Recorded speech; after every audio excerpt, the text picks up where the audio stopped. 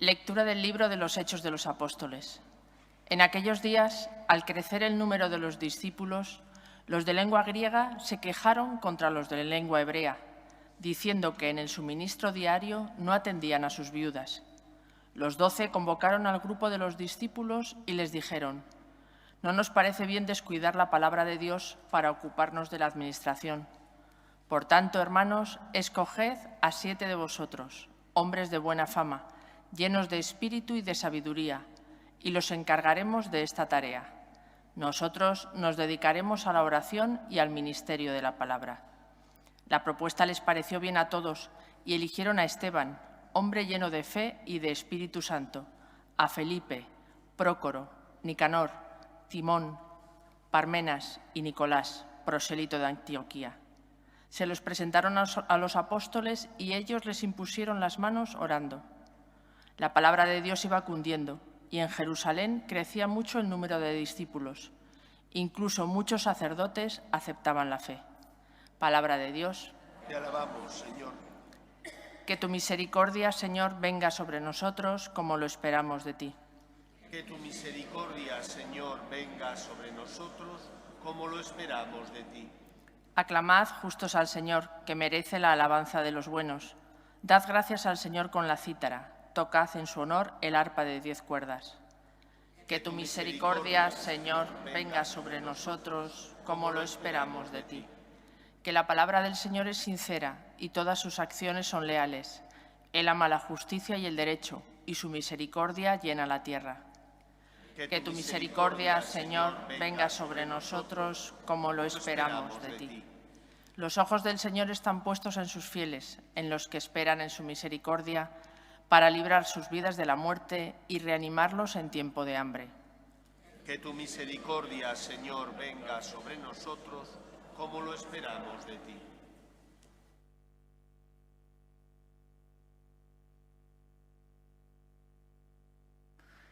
Lectura de la primera carta del apóstol San Pedro. Queridos hermanos, acercándoos al Señor, la piedra viva desechada por los hombres, pero escogida y preciosa ante Dios, también vosotros, como piedras vivas, entráis en la construcción del templo del Espíritu, formando un sacerdocio sagrado para ofrecer sacrificios espirituales que Dios acepta por Jesucristo. Dice la Escritura: «Yo coloco en Sión una piedra angular, escogida y preciosa. El que crea en ella no quedará defraudado». Para vosotros, los creyentes, es de gran precio, pero para los incrédulos es la piedra que desecharon los constructores. Esta se ha convertido en piedra angular, en piedra de tropezar y en roca de estrellarse, y ellos tropiezan al no creer en la palabra. Ese es su destino. Vosotros sois una raza elegida, un sacerdocio real, una nación consagrada, un pueblo adquirido por Dios para proclamar las hazañas del que os llamó a salir de la tiniebla y a entrar en su luz maravillosa. Palabra de Dios. Te alabamos, Señor. Aleluya, aleluya. El Señor es nuestro Rey. Aleluya, aleluya. El Señor es nuestro Rey. El Señor esté con vosotros. Lectura del Santo Evangelio según San Juan. En aquel tiempo dijo Jesús a sus discípulos: «Que no tiemble vuestro corazón. Creed en Dios y creed también en mí. En la casa de mi Padre hay muchas estancias. Si no fuera así, os habría dicho que voy a prepararos sitio. Cuando vaya y os prepare sitio, volveré y os llevaré conmigo, para que donde estoy yo estéis también vosotros. Y a donde yo voy ya sabéis el camino». Tomás le dice: «Señor, no sabemos a dónde vas. ¿Cómo podemos saber el camino?». Jesús le responde: «Yo soy el camino y la verdad y la vida. Nadie va al Padre sino por mí. Si me conocéis a mí, conoceréis también a mi Padre. Ahora ya lo conocéis y lo habéis visto. Felipe le dice: Señor, muéstranos al Padre y nos basta. Jesús le replica: Hace tanto que estoy con vosotros y no me conoces, Felipe. Quien me ha visto a mí ha visto al Padre. ¿Cómo dices tú, muéstranos al Padre? ¿No crees que yo estoy en el Padre y el Padre en mí? Lo que os digo no lo hablo por cuenta propia. El Padre que permanece en mí, Él mismo hace sus obras.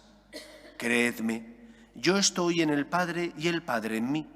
Si no, creed a las obras. Os lo aseguro, el que cree en mí, también él hará las obras que yo hago y aún mayores, porque yo me voy al Padre. Palabra del Señor. Como os he dicho al inicio de la Eucaristía en la monición de entrada, hoy el Evangelio nos habla de la vida eterna, una verdad que desgraciadamente cada vez es menos predicada en los sermones por los sacerdotes y también menos creída por los fieles cristianos. Es algo que muchos dicen: bueno, pues largo me lo fías, tampoco me importa mucho, si hay vida o no hay vida, pues ya me enteraré. Pero no es verdad. Dice Julián Marías, este filósofo español, que en función de la visión que tú tengas de si existe algo más allá o no, así marcará tu comportamiento en el más acá. Y cuando a uno todo le va bien, o cree que todo le va bien, puede vivir sin preguntarse nada del más allá. Pero cuando tiene problemas, cuando ha perdido a un ser querido, entonces vienen a tu corazón las preguntas esenciales. ¿Hay algo más después de la muerte? ¿Dónde están mis seres queridos? ¿Qué sentido tiene la vida aquí y ahora? ¿El sufrimiento? ¿El dolor? ¿Cómo lo tengo que encajar? ¿Cómo tengo que vivir? Por eso creo que es importante recordar nuestra fe. Y nuestra fe nos dice que Dios Padre envía a su Hijo al mundo para salvarnos, no para quitarnos los problemas aquí en este mundo. Aquí te consuela, te da esperanza, perdona tus pecados y por lo tanto te libera de la esclavitud al mal. Pero sigue teniendo dificultades. No es que no tengas calor, no es que no sufras hambre, no es que no tengas todo tipo de enfermedades como el que no tiene fe. La diferencia no está en que no tengamos problemas, sino en cómo afrontamos esos problemas, esas cruces y esas dificultades. La palabra clave es esperanza. Si yo creo en la vida eterna, tengo esperanza, tengo un horizonte. Ese horizonte me dice que después de esta vida hay otra, que la muerte no es el final, porque Cristo murió y resucitó para salvarnos y su victoria es también la nuestra. La vida eterna implica que después de esta vida llega la muerte, que es inexorable y a todos nos llega, y que la muerte, gracias a Cristo, se ha convertido en un puente, en una puerta, que me da acceso al encuentro pleno con Dios.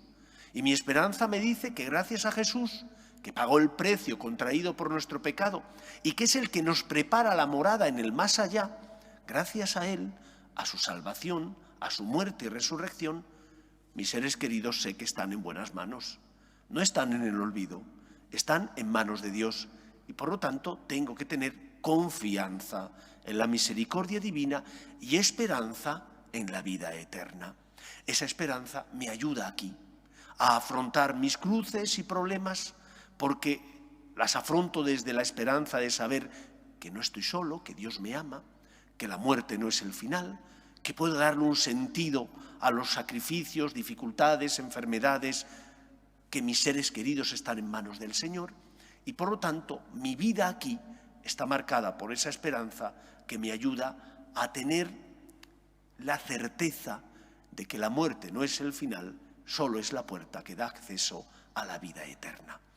Pero ahora bien, manteniendo, predicando y creyendo en esa verdad, la de la vida eterna, ¿cómo accedemos a la vida eterna?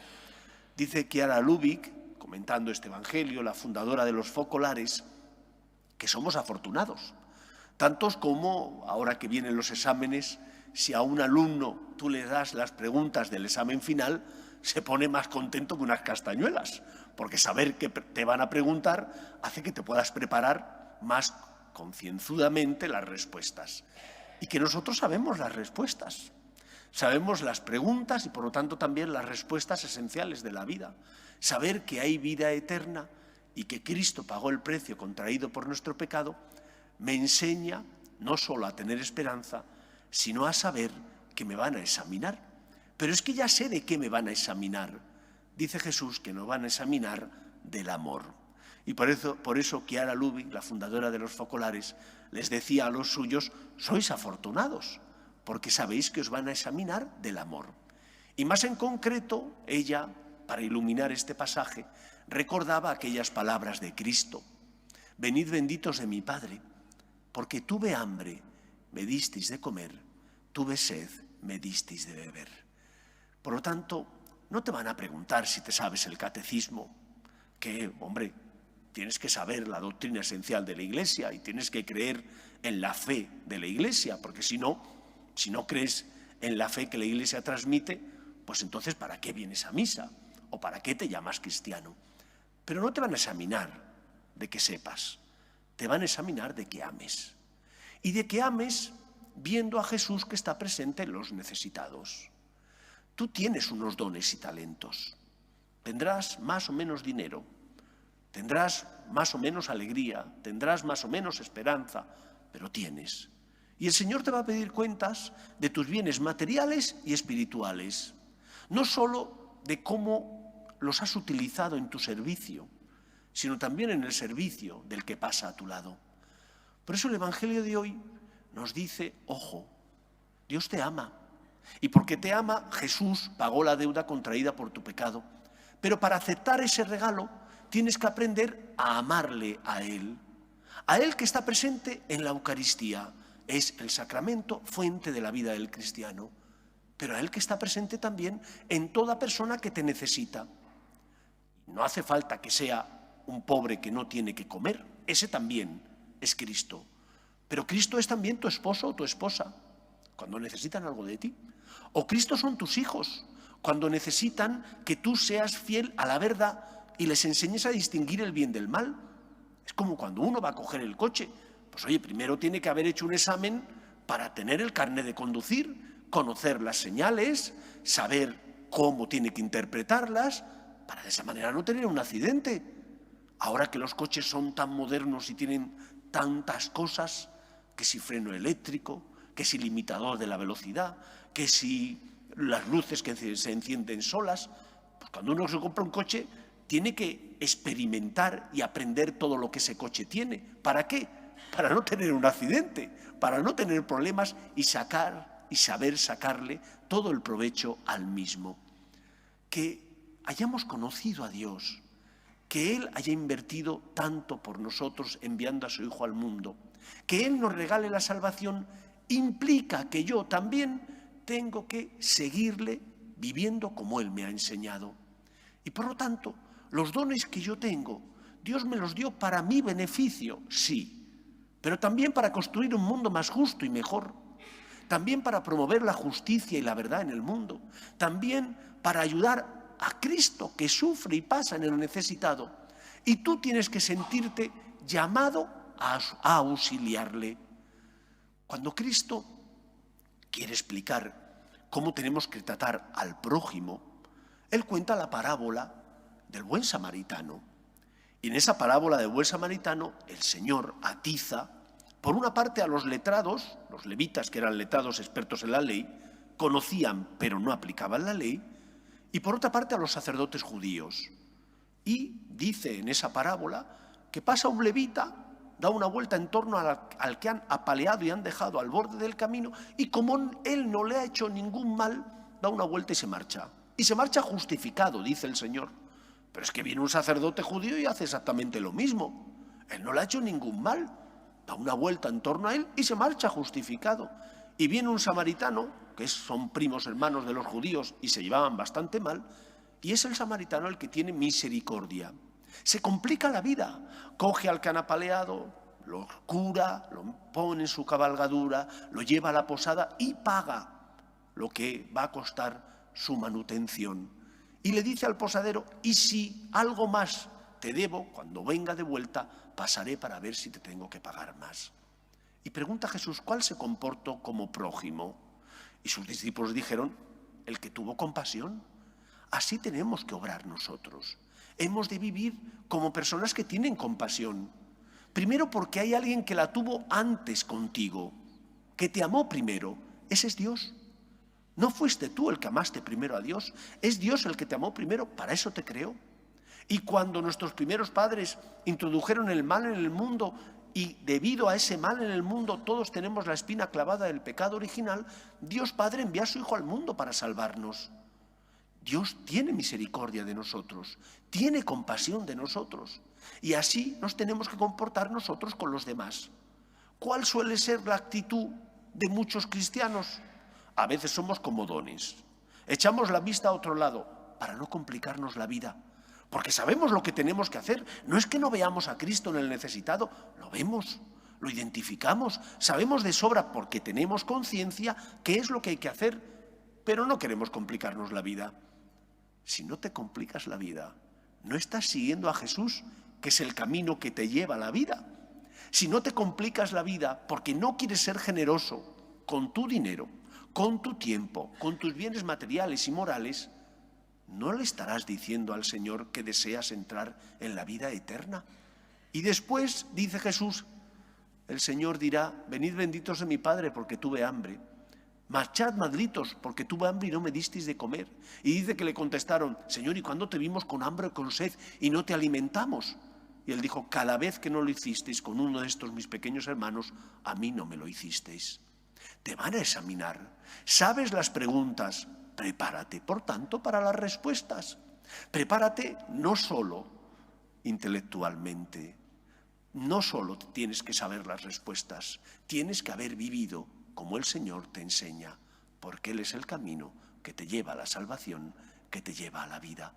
Y cuando uno da, puede tener menos dinero, puede tener menos tiempo libre, puede tener menos de todo, pero se siente mucho más pleno y lleno, porque su alma está llena de amor, de esperanza, y hemos sido creados para amar y ser amados.